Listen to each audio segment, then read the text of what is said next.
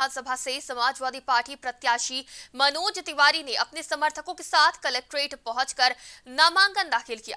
Collectorate परिसर में चल रही मतदान प्रक्रिया को लेकर भारी संख्या में पुलिस बल के अलावा अतिरिक्त मजिस्ट्रेट भी तैनात किए गए। नामांकन दाखिल करने के बाद बिहार निकलने पर सपा प्रत्याशी का सपा नेताओं और कार्यकर्ताओं ने फूल माला पहनाकर जोरदार स्वागत किया।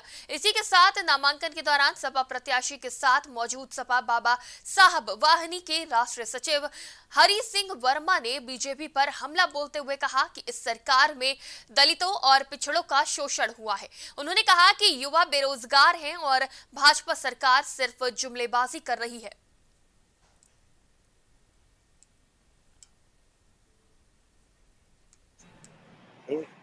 उत्तर प्रदेश विधानसभा चुनावों का शंखनाद हो चुका है और सियासी सूरमा अपनी अपनी ताकत लगाकर यूपी की सत्ता पर काबिज होने के लिए जोर लगा रहे हैं।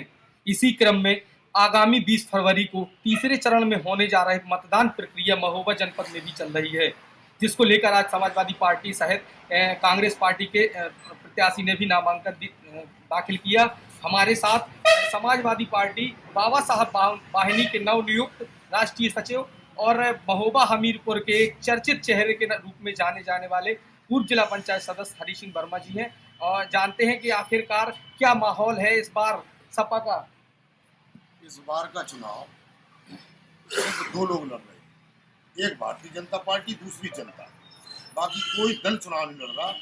इस बार का चुनाव जनता और भाजपा में है। इसमें सपा और बसपा या किसी कोई मतलब नहीं है। लेकिन वर्तमान स्थिति में जब देख रहे हैं कि ये जनता के बीच में जाके जो संघर्ष की लड़ाई लड़ रही समाजवादी पार्टी, इसलिए जनता समाजवादी पार्टी के साथ। तो फिर अखिलेश यादव की बार बार स्टेटमेंट आते हैं सपा नेताओं की, कोई जिंदा बयान कर रहा है, कोई इसकी क्या जरूरत पड़ गई सपा को? सपा को इन सब चीज़ों की कोई आवश्यकता नहीं है, कोई बात नहीं है। भारतीय जनता पार्टी के पास सिर्फ जो है हिंदू मुस्लिम, जिन्ना पाकिस्तान, यही मुद्दे हैं, यही शुरू से रहे हैं। बाकी भारतीय जनता पार्टी के किसी नेता से आप विकास के मुद्दों पे, देश की आर्थिक व्यवस्था पे, देश की बेरोजगारी वाले मुद्दे पे, इन दो तीन जो स्वास्थ्य मुद्दों पे, किन्हीं मुद्दों पे आप बात कर लो, भारतीय जनता पार्टी के नेता 5 मिनट बोलने की क्षमता नहीं है। बीजेपी के ने वर्तमान प्रत्याशी हैं, उन्होंने भी ब्राह्मण पर दाव लगाया है और समाजवादी पार्टी से भी एक ब्राह्मण चेहरा सामने है। तो ऐसे में क्या लगता है ब्राह्मण को लोभा पाएगी सपा?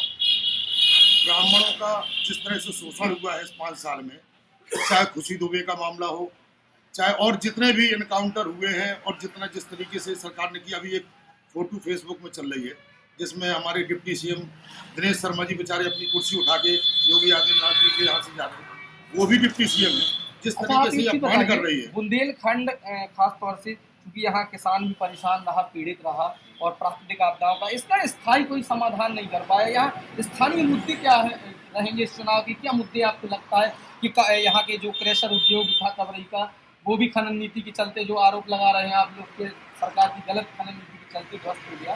लेकिन उसके अलावा आपको क्या लगता है एक सबसे बड़ा मुद्दा यहाँ अन्ना पशु है या बेरोजगारी है या क्रेशर उद्योग जो यहाँ का सबसे बड़ा उद्योग था, मतलब मेन मुद्दा क्या है? देखिए, जो गांव की मेन समस्या है वो है रोजगार की। बाकी ये जब जो अपना भाजपा ढोल पीटती है आवास और शौचालय देके, ये इसके पूर्व भी जो सरकार नहीं, सबने आवास और शौचालय दिए हैं। जितना पैसा इन्होंने आवास और शौचालय में खर्च नहीं किया, उससे ज़्यादा जो प्रचार प्रसार में पैसा खर्च किया। और ये जो है गरीबी इस देश से यदि दूर करने का उचित माध्यम है तो वो है रोजगार का तरीका।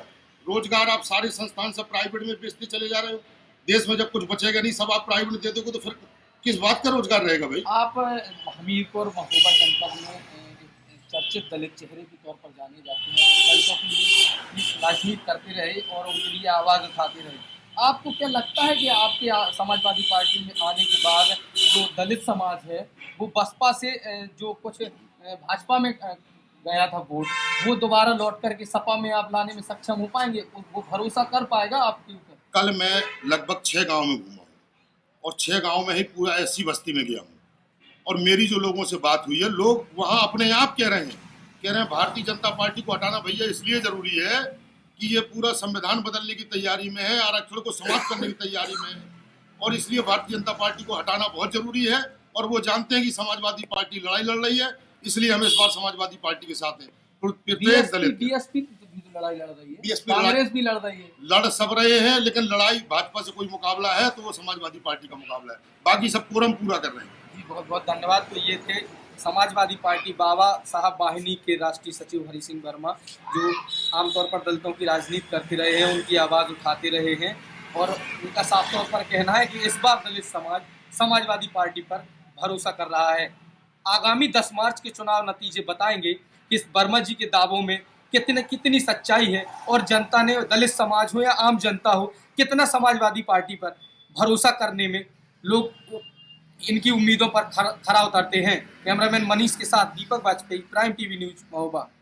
तीसरे चरण की चुनाव प्रक्रिया के अंतर्गत आज समाजवादी पार्टी सदर से प्रत्याशी मनोज तिवारी जी ने अपना नामांकन दाखिल किया और हमारे साथ मनोज तिवारी जी हैं। इनसे जानते हैं कि आखिरकार इस चुनाव में आपके क्या मुद्दे रहेंगे और सपा ने आपके ऊपर जो दाव लगाया है, क्या लगता है? प्रत्याशी के रूप में राष्ट्रीय अध्यक्ष जी का धन्यवाद देंगे कि उन्होंने मेरे ऊपर विश्वास करके प्रत्याशी बनाया। समाजवादी पार्टी ने 300 यूनिट बिजली फ्री, 1500 समाजवादी पेंशन और पुरानी पेंशन बहाली को लेकर जो मुद्दे दिए हैं उनको लेकर हम जनता के बीच जाएंगे। बीजेपी ने भी एक ब्राह्मण चेहरे पर दाव लगाया जो वर्तमान विधायक हैं, क्या लगता है आपके लिए कितनी चुनौती रहेगी? समाजवादी पार्टी को आज समाज के हर वर्ग का समर्थन और आशीर्वाद मिलेगा। सभी वर्गों का आशीर्वाद प्राप्त करके समाजवादी पार्टी महोबा में सफल होगी। आप का घराना एक दिग्गज राजनीतिक घराना जाना जाता रहा है और महोबा की पहचान आपके पिताजी के नाम से रही है। ऐसे में क्या लगता है कि जो आप पुराने राजनीतिक आपका जो गढ़ रहा है, दोबारा से वो लोग आपके साथ आएंगे? हमारे साथ जो दादा के समय के दादा के लोग हैं, सबका मुझे आशीर्वाद प्राप्त है और सबके आशीर्वादी से मैं चुनाव लड़ रहा हूँ। तो उन्हें मालूम है कि जो दादा की विरासत है ईमानदारी की, काम की, उसी को हम निभा के आगे चलेंगे। जी बहुत बहुत धन्यवाद। तो ये थी समाजवादी पार्टी के सदर प्रत्याशी मनोज तिवारी जी, जिन्होंने बताया कि हमारे ऊपर राष्ट्रीय अध्यक्ष अखिलेश यादव ने जो भरोसा जताया है उस पर खरा उतरने का प्रयास करेंगे। और आपको बता दें कि तिवारी परिवार एक बहुत लंबे समय से दिग्गज राजनीतिक घरानों में से एक रहा है और मनोज तिवारी भी अपनी स्वच्छ, साफ और गंभीर छवि के लिए जाने जाते हैं। लेकिन आगामी 10 मार्च को इनके दावों में कितना दम है, जनता इन पर कितना भरोसा करेगी और अखिलेश यादव की साइकिल यहाँ से जीतकर लखनऊ जाएगी या नहीं, ये देखने वाली बात होगी। कैमरामैन मनीष के साथ दीपक वाजपेयी, प्राइम टीवी। बुलंदशहर में वन विभाग के